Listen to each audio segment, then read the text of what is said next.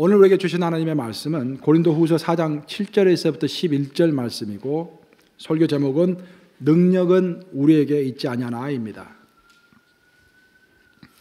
우리가 이 보배를 질그릇에 가졌으니 이는 심히 큰 능력은 하나님께 있고 우리에게 있지 아니함을 알게 하려 함이라. 우리가 사방으로 오기싸움을 당하여도 쌓이지 아니하며 답답한 일을 당하여도 낙심하지 아니하며 박해를 받아도 버림받지 아니하며 거꾸러뜨림을 당하여도 망하지 아니하고 우리가 항상 예수의 죽음을 몸에 짊어지면 예수의 생명이 또한 우리 몸에 나타나게 하려 함이라. 11절 함께 읽습니다. 시작. 우리 살아있는 자가 항상 예수를 위하여 죽음에 넘겨짐은 예수의 생명이 또한 우리 죽을 육체에 나타나게 하려 함이라. 살아계신 하나님의 말씀입니다. 이 말씀 들으니까 실감나죠? 여러분 2017년 동안 수고 많으셨습니다. 어떨 때는 우겨싸움을 당하시고 어떨 때는 거꾸로뜨림을 당하시고 핍박도 당하시고 또 답답함도 있으셨고, 하여튼 잘 이겨내신 여러분들을 정말로 박수로 축하하고 응원합니다. 2018년 너무 염려하지 마세요, 여러분들. 2018년도 우리가 승리할 겁니다. 왜 승리합니까, 여러분? 우리 안에는 예수의 생명이 있기 때문입니다. 그것은 망고의 불변의 진리입니다.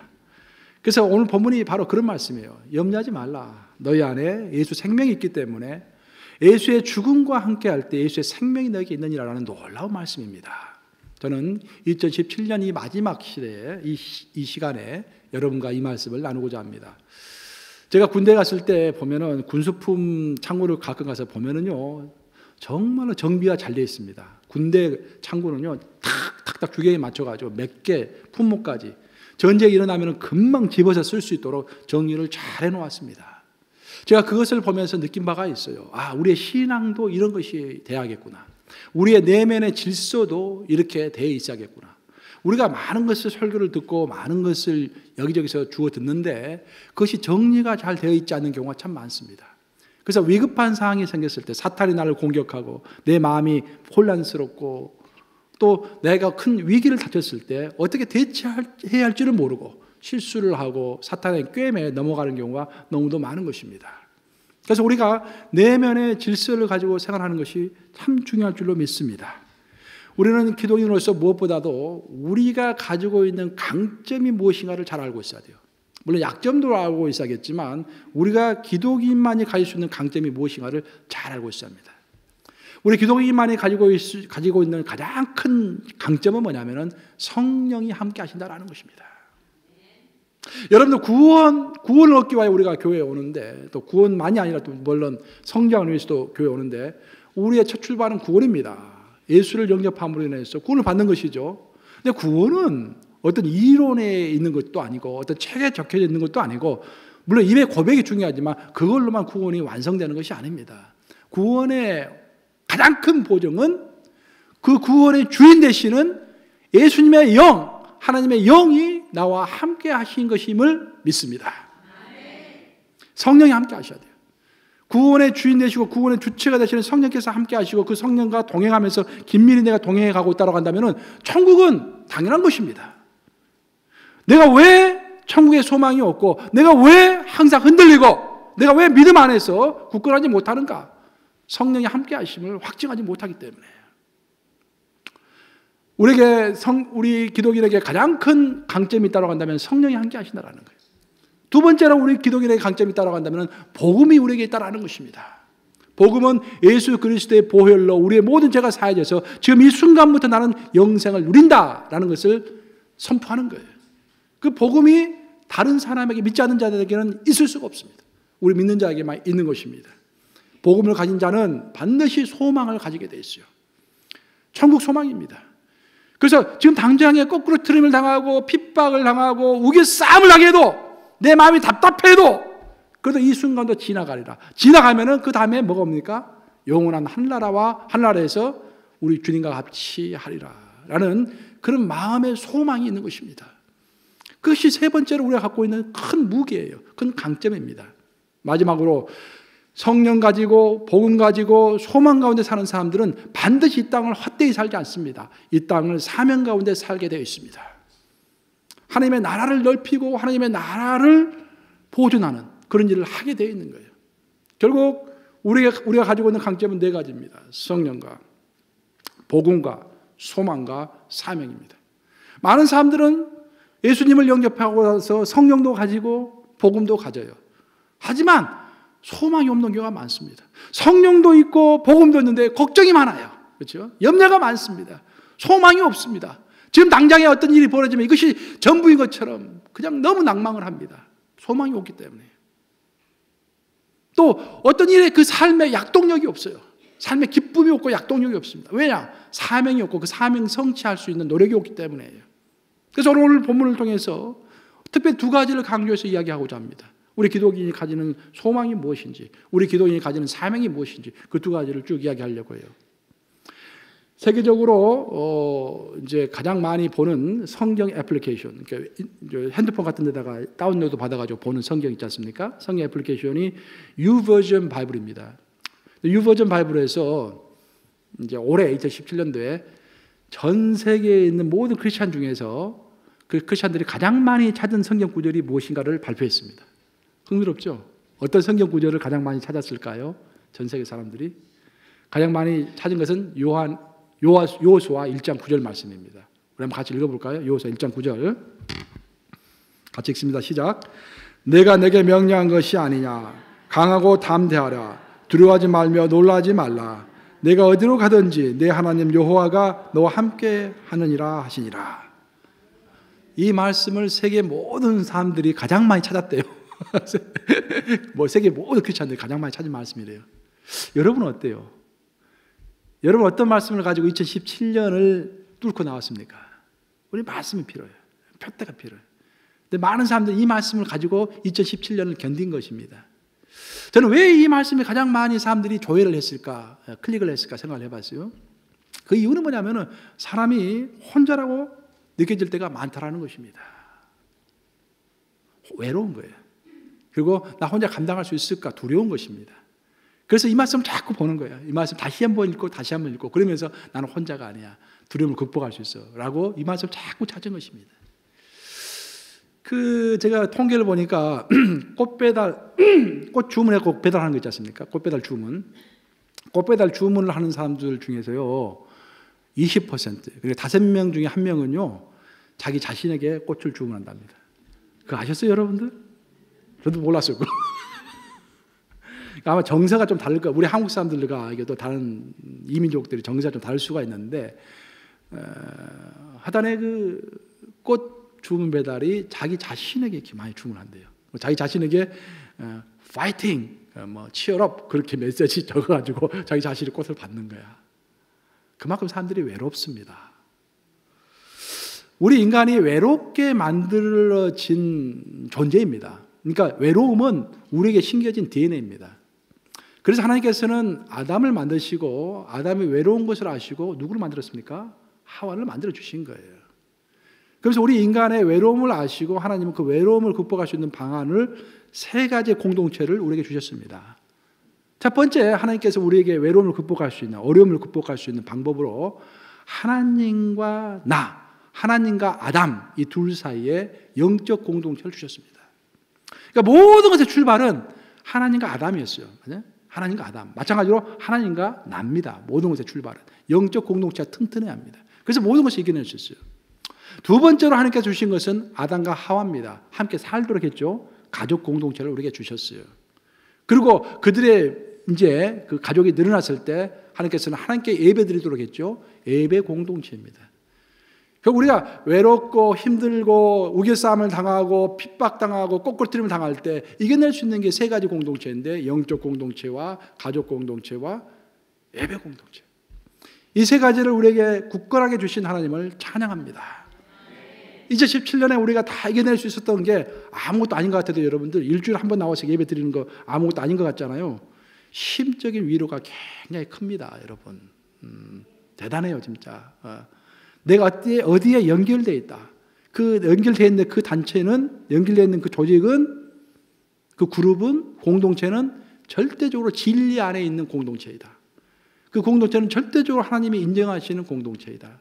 그런 마음의 위안이요, 얼마나 큰지 모릅니다. 그래서 공동체를 사랑해야 돼요. 유버전 바이블에서 발표한 한국 사람들이 가장 많이 조회한 성경 구절 찾아봤더니 잠언 16장 9절. 사람이 마음으로 자기 길을 계획할지라도 그 길을 인도하시는 이는 여호와시니라. 역시 한국 사람들이 많은 것을 계획하는 것 같아요. 부지런하게. 미국 사람들이 가장 많이 조회한 구절이 뭔지 아세요? 로마서 8장 28절. 우리가 알거니와 하나님을 사랑하는 자, 그 뜻대로 부르심을 입은 자들에게는 모든 것이 합력하여 선을 이루느니라. 그 말씀대로 된 것 같아요. 미국이 위트위트 했는데 경제도 너무 좋고 요즘에 아주 위트위트 합니다. 그래도 모든 것이 합력해서 잘 굴러가고 있는 것 같아요. 제가 봤을 때는. 그렇게 해서 이제 2017년이 이제 마무리가 되고 있는데 오늘 본문을 보시면은 이제 우겨싸움을 당하는 거, 핍박을 당하는 거, 답답한 거, 그런 것들이 이제 나오는데요. 사실 사람들이 올해 가장 많이 찾았다고 하는 여호수아 1장 9절 말씀에 보면은 담대하고 강해라, 두려워하지 말고 놀라지 말라라고 이야기합니다. 두려워하지 말고 놀라지 말라라는 말씀을 하신 이유는 뭐냐면은 인간이 선천적으로 두려워하고 놀란다는 그런 말입니다. 성경에서 이런 말씀을 하셨다라는 것은 어떤 특정한 사람, 어떤 특정한 시대에만 두렵고 놀라운 것이 아니라 모든 사람, 모든 시대에 걸쳐서 우리는 인간은 두렵고 놀라는 존재이다라는 것입니다. 그런데 사도 바울이 오늘 본문에서 말하기를 너희가 우겨싸움을 당할 때 두렵지, 너희가 답답할 때 억울하지, 너희가 핍박받을 때 넘어질 것 같지, 너희가 거꾸로짐을 당할 때 앉아다 망할 것 같지, 하지만 아니다라고 이야기하고 있어요. 두려워하지 말라라고 이야기했어요. 왜냐하면 너희 안에 뭔가가 있기 때문이다라고 이야기하고 있는 것입니다. 사도 바울의 메시지를 한마디로 이야기하면은 우리 기독인은 겉으로 봐서는 세상 사람들보다 오히려 더 약하게 보이기도 하지만 실제로는 대단히 강한 사람들이다라는 것입니다. 왜 우리 크리스찬이 강하냐? 그것은 우리 겉은 별 일 없지만 그 내면에는 반짝반짝 빛나는 보석이 있기 때문이다라는 거예요. 우리가 보통 어떤 컴퓨터나 핸드폰을 평가할 때요, 하드웨어와 소프트웨어로 나누어서 평가합니다. 하드웨어라는 것은 컴퓨터 이제 그 자체를 이야기하는 거예요. 자체의 성능을 이야기하는 것입니다. 얼마나 빨리 돌아가느냐, 얼마나 튼튼하냐, 그런 것이요. 근데 소프트웨어는 그 컴퓨터 안에서, 핸드폰 안에서 돌아가는 프로그램을 이야기하는 거예요. 그래서 좋으려면은 소프트웨어와 하드웨어가 둘 다 좋아야 합니다. 보통 평가를 할 때, 핸드폰을 평가할 때 삼성은 하드웨어가 좋은데 소프트웨어가 좀 약하고, 아이폰은 소프트웨어는 강한데 하드웨어가 좀 약하다, 그렇게 평가를 하죠. 두 가지 다 가져야 강자가 되는데 그렇게 있는 거예요. 한 나라도 마찬가지입니다. 좀 더 학대해서 이야기하면은 한 나라가 가지고 있는 눈에 보이는 하드 파워가 있어요. 국력이라든지 그 나라의 면적이라든지 인구수라든지 경제력이라든지 눈에 보이는 그런 하드 파워입니다. 하지만 그 나라가 눈에 보이진 않지만 갖고 있는 문화라든지 국민의 근성이라든지 사기라든지 그런 것들은 눈에 보이지 않는 소프트 파워입니다. 그 두 가지가 합쳐져야 힘을 발휘하는 거예요. 우리 개인도 똑같습니다. 겉으로 보면은 호대 멀쩡하고 아주 건강하고 뭐 돈도 많고 이렇게 뭐 경력도 많고 좋은 것 같은 하드웨어를 가진 사람이 있습니다. 하지만 그 내면을 들여다보면은 그 내면에서 열정과 파워, 무엇보다도 믿음이 없다라면은, 성령의 도우심이 없다라고 한다면은 그 사람이 큰 역할을 하기는 힘들어요. 교회도 마찬가지입니다.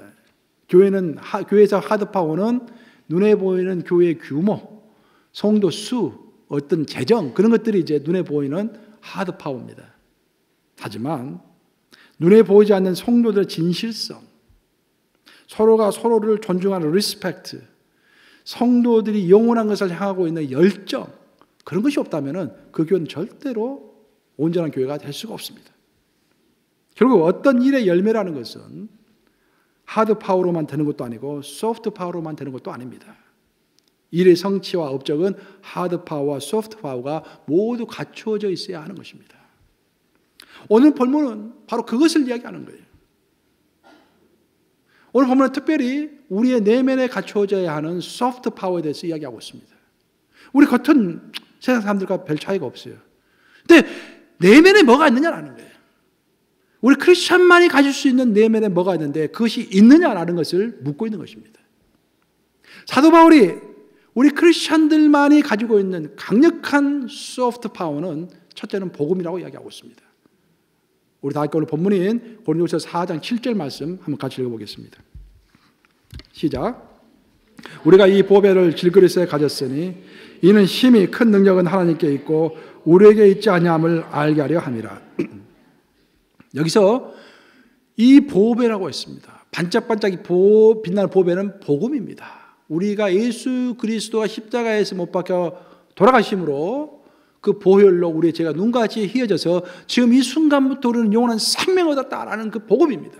그 복음이 질그릇 안에 있다고 했어요. 질그릇은 우리의 육체를 이야기하는 거예요. 우리의 육체는 장담할 수가 없습니다, 여러분. 저 오늘 아침에 갑자기 코피가 나대요. 이게 왜 코를 많이 후면서 코피가 나나, 건조해서 코피가 나나, 몸이 피곤해서 코피가 나나 잘 구별이 안 되는데 갑자기 코피가 나요. 주여.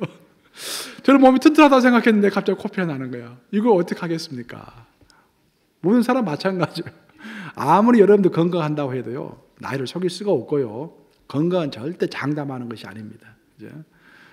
우리 옛날에 목회자들끼리 모였는데 연세 드신 분이 막 은퇴하신 목사님 나와가지고 막 팔굽혀펴기 하시고 막 건강하다 막 그러시니까 목사님들 다 한마디씩해요. 저러는 게 아닌데 겸손해야 하는데 저러다 한 방에 갈 수 있는데 전부 그렇게 하지 뭐 누가 와 건강하다 그렇게 이야기 안 해요. 왜? 우리의 육체를 아는 거야. 다 약한 거예요. 누구 하나 자랑할 거 없습니다. 그런데 이 약한 육체에다가 하나님께서 진귀한 보석을 인스톨했다라는 거예요. 심었다라는 거예요. 컴퓨터에 심듯이 프로그램에 심듯이 우리에게 육체에다가 심었다라는 거예요. 그것이 바로 복음이다라는 것입니다. 복음이 왜 중요하냐면은 복음이 심겨진 사람은요 항상 미래지향적이 될 수밖에 없습니다. 지금 당장에 어떤 어려움이 와도 이것도 다 지나가리라. 지나가고 결국은 내가 예수 그리스도를 만날 것이고 결국은 내가 천국에 거할 것이다 라고 하면서 지금 현재 어려움이 있다 하더라도 미래를 바라보면서 그 현재를 참을 수가 있는 거예요. 복음의 가장 큰 유용성은 우리를 미래지향적으로 만들어준다라는 것입니다. 즉 소망을 갖게 한다라는 그런 말입니다. 오늘 본문에서 쭉 이제 이어진 고린도후서 4장이 참 재미있어요, 여러분들. 깊이가 있어요. 다시 한번 집에 가서 한번 읽어보세요. 내가 설명해 줄 테니까. 오늘 본문을 지나쳐서 계속해서 읽어보면은요, 복음 안에 있는 사람은 미래지향적이 될 수밖에 없고 소망을 갈 수밖에 없는데 첫 번째 소망이 뭐냐면은 우리가 나이가 들어가도 우리는 절대 실망하지 않고 오히려 기대한다라는 거예요. 한번 읽어볼까요? 16절인데 4장 16절 한번 같이 읽어보겠습니다. 시작. 그러므로 우리가 낙심하지 아니하노니 우리의 겉사람은 낡아지나 우리의 속사람은 날로 새로워지도다. 여러분 어떠세요? 아멘 하십니까? 우리의 겉사람이 후패지는 거 어쩔 수 없어요. 내가 좀 슬픈 게 뭐냐면은 모 권사님, 사랑하는 모 권사님이 제게 어떤 카드를 보내주셔서 내가 그랬어요. 카톡으로. 권사님, 벌써 권사님이 뵐 때가 뵌 지가 6년이 지났거든요. 6년 동안 늙으셨거든요. 그전에는 파릇파릇 하셨는데 슬퍼요. 내가 그렇게 카톡으로 답장한 적이 있어요. 어떡하겠습니까? 늙는 걸. 근데 크리스천은 늙어도 실망하지 않는다라는 거예요. 왜냐하면 늙어갈수록 내 안에 계시는 성령께서 내 내면을 새롭게 하시기 때문에, 늙어갈수록 내가 죽음에 가까울수록 하나님을 만날 날이 가까워지기 때문에 그렇잖아요. 만약에 우리가 죽음이 전부라고 한다면 슬픈 거죠. 하지만 죽음 이후의 세상이 있다는 것을 100% 믿는다고 한다면 죽음이 슬퍼할 이유가 전혀 없는 거예요. 왜? 하나님을 만나기 때문에. 사도 바울의 고백 아닙니까?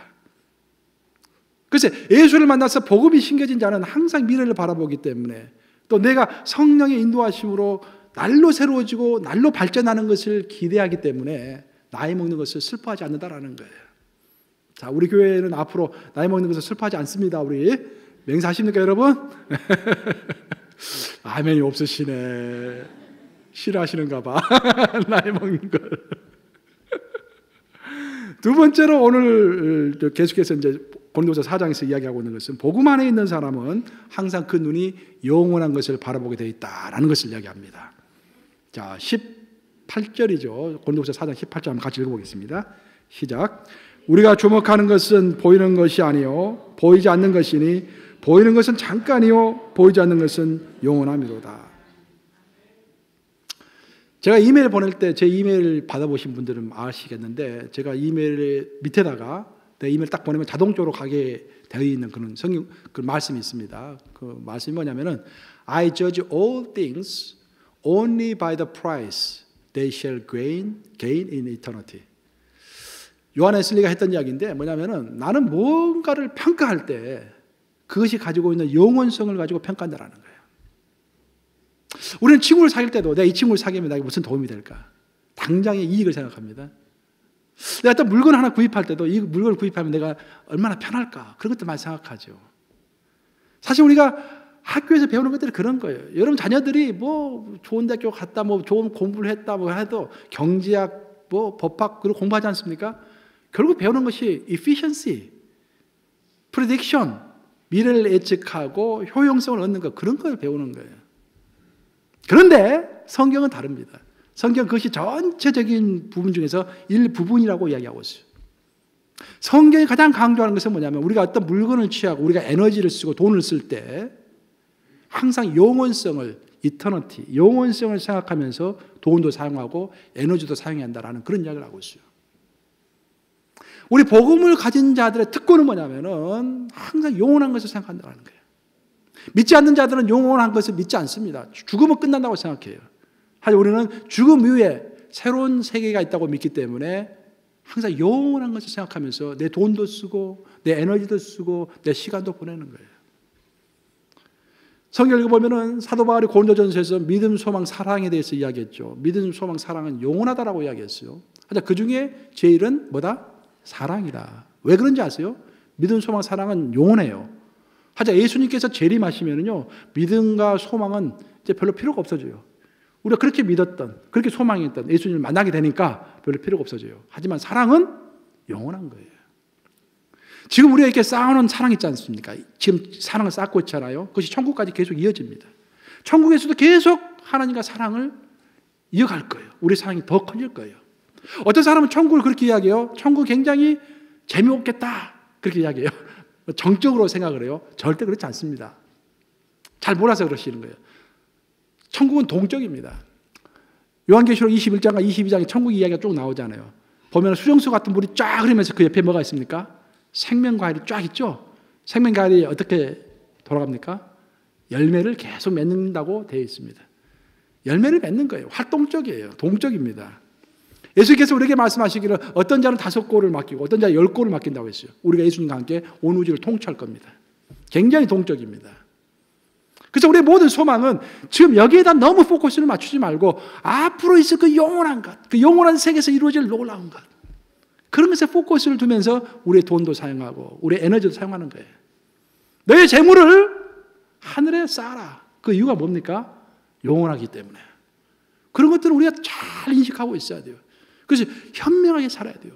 우리의 그 정말 귀중한 에너지, 귀중한 시간, 귀중한 물질 꼭 필요한 데 써야 하잖아요. 그렇잖아요? 진짜로 좋은 데 사용해야 하잖아요, 여러분들. 마지막으로 복음은 우리의 고통의 어두운 터널을 지나갈 때 성숙을 기대하게 합니다. 이게 진짜 중요한 거예요.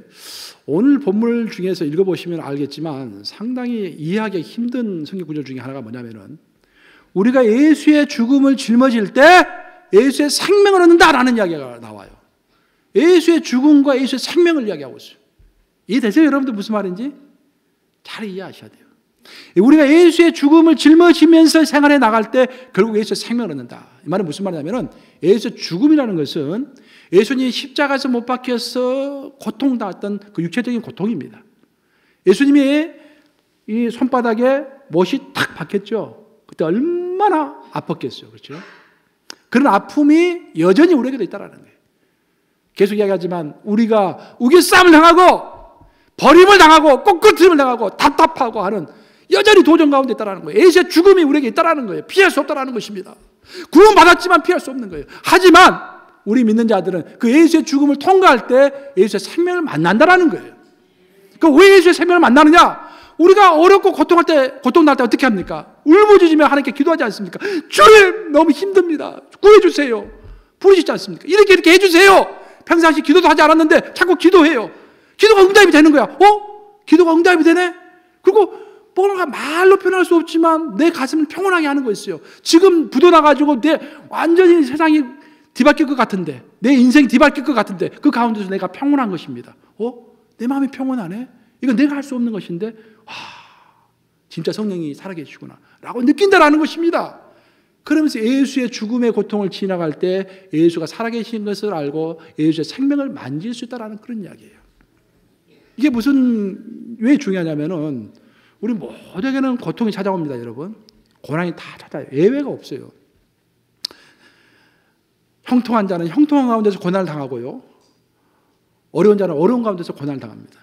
근데 문제는 뭐냐면 고난이 찾아왔을 때 아픔도 있고 육체적인 아픔도 있고 마음의 상처도 있죠. 그때 모든 사람들은 그 빨리 통과하기만을 원해요. 하지만 그 빨리 통과하는 게 중요한 게 아닙니다. 진짜 중요한 것은 좀 천천히 통과하더라도 그 통과하는 과정 가운데서 예수의 생명을 만질 수 있어야 돼요. 예수님을 만날 수 있어야 돼요. 그때 우리에게 유용한 거예요. 그래서 몸부림침이 있어야 돼요. 근데 많은 사람들 고통이 오면은 주여 나 빨리 고통 지나가고 싶습니다 하고 고통 지나갔는데 남는 교훈이 아무것도 없어. 그러면 그게 손해인 거예요. 우리 손해인 거예요. 그럴 바에 고통 자체가 오지 않는 것이 우리에게 유익이었지. 그럼 항상 하나님께 기도하지. 주님 나에게는 고통 주지 마세요라고 기도해야지. 하나님은 우리가 고통 주지 마세요라고 기도하기보다는 고통을 극복할 수 있는 능력을 허락해 주시옵소서. 그 믿음을 허락해 주시옵소서라고 기도하라고 우리에게 가르쳐 줬지 않습니까? 그래서 그리고 2018년에도 여전히 우리에게 어려움은 올 것입니다. 하지만 우리 안에 복음이 심겨져 있습니다. 그 복음이 심겨진 자는 항상 소망 가운데 살 수 있기 때문에 그 소망을 가지면서 고난을 이겨내는 것입니다. 또 하나 복음을 가진 자는 소망 가운데 살아가면서 반드시 사명을 갖게 되어 있어요. 하나님은 우리를 부르실 때 두 가지로 부르십니다. 콜링과 미션으로 부르십니다. 콜링이라는 것은 우리를 선택해서 특별하게 선택해서 하나님의 자녀로 삼아주시는 거예요. 그래서 부르심이라고 합니다. 콜링이라고 합니다. 하지만 그것은 반쪽이에요. 콜링을 주신 자에게는 반드시 미션을 주십니다. 베드로를 부르신 예수님은 부르고 끝난 게 아니라 베드로를 데리고 가서 미션을 주셨습니다. 똑같아요. 우리 기독인의 미션이 무엇인가? 기독인의 해야 할 비전이 무엇인가? 사명이 무엇인가? 심플합니다.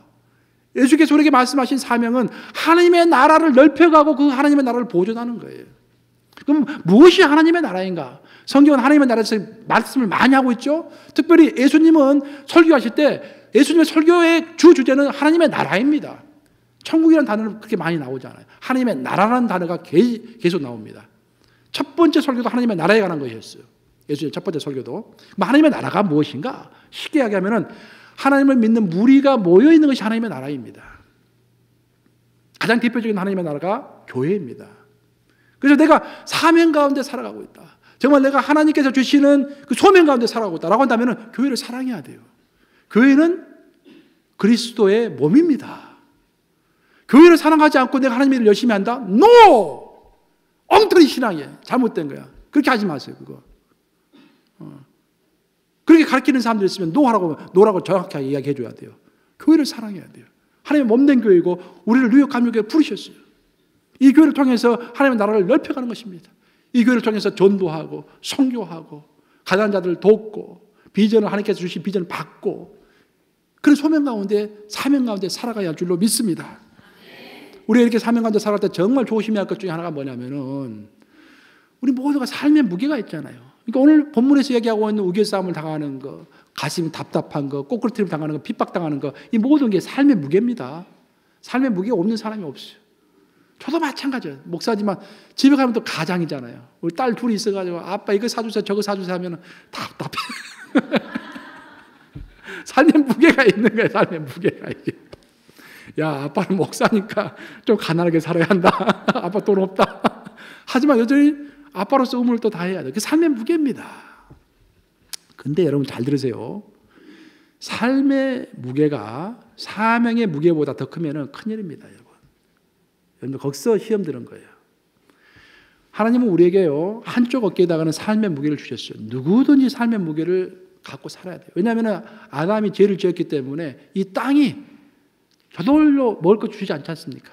우리가 파고 땀을 흘려야만이 먹을 것을 얻을 것이다라고 하나님께서 제정하셨잖아요. 삶의 무게예요. 또 한편으로는 하나님께서 오른쪽 어깨에다가는 미션의 무게, 사명의 무게를 주신 거예요. 너는 가서 모든 족속으로 제자 삼아 아버지 아들과 성령으로 세를 주고 내가 너에게 분부한 모든 것을 가르쳐 지키게 하라. 하나님의 나라를 확장하는 사명의 무게를 주신 것입니다. 우리는 양쪽 다 짊어지고 가야 돼요. 근데 어떤 사람들은 삶의 무게가 너무 무거운 거야.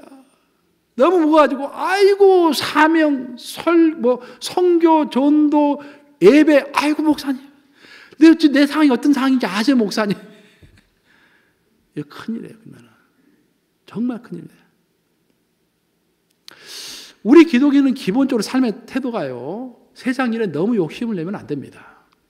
그래서 자문을 통해서 하나님께서 우리에게 말씀해 주시기를 너희가 기도할 때 너무 부하게도 말게 하시고 너무 가난하게도 말게 하시옵소서라고 기도하라고 그 모범 주시잖아요. 아굴의 기도를 우리에게 주셨잖아요. 너무 부요하면은 타락하고 너무 가난하면은 물질에 욕심을 내 가지고 제대로 신앙생활을 해나갈 수가 없어요. 우리가 삶의 무게가 사명의 무게보다 더 커져버리는 이유는 뭐냐면은 너무 세상 일에 욕심을 내기 때문이에요. 조금만 더. 또 세상 일을 너무 무리하게 하기 때문입니다.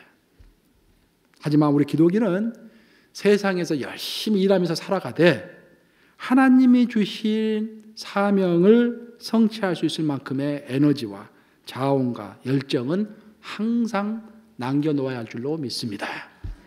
그걸 남겨놓지 않을 때 위험한 거예요, 여러분들 신앙에. 항상 점검하세요. 너무 욕심내지 마세요, 여러분들. 사명이 먼저입니다. 성경은요, 사명을 감당하기 위해서 우리에게 먹고 살 직업이 필요하다고 가르치고 있어요. 직업이 먼저가 아닙니다. 항상 기억하세요. 너무 무리하지 마세요.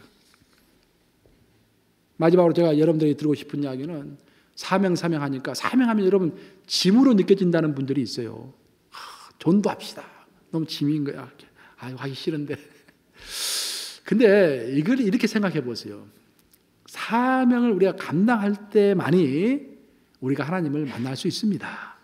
그 사명이 하나님을 만나는 통로인 거예요. 전도는 특별한 사람만 한 줄 알았더니 해도 되네 진짜. 기도해서 된다는 생각을 별로 못했는데 진짜 기도하니까 진짜 이루어지네 라고 하면서 사명을 이렇게 자기가 실제로 통해서 하나님을 만나게 되는 것입니다.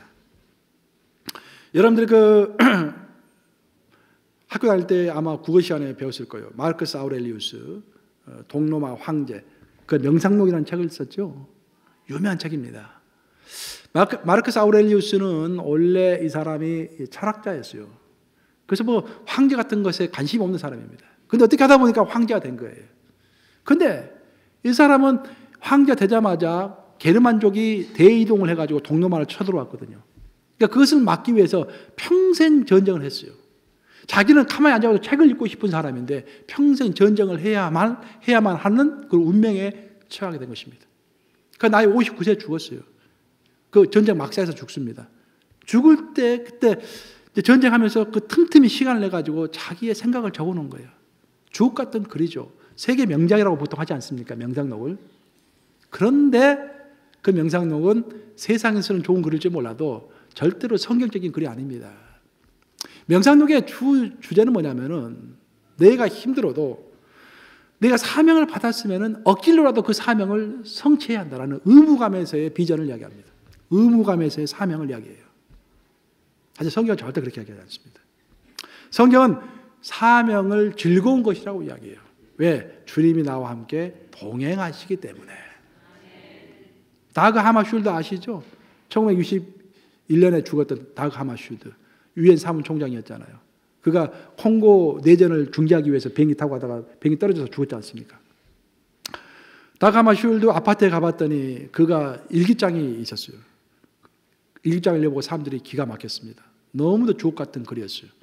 그래서 그 글을 책으로 만들어냈습니다. 유고작으로 마킹스, 흔적이라는 책으로 만들어냈죠.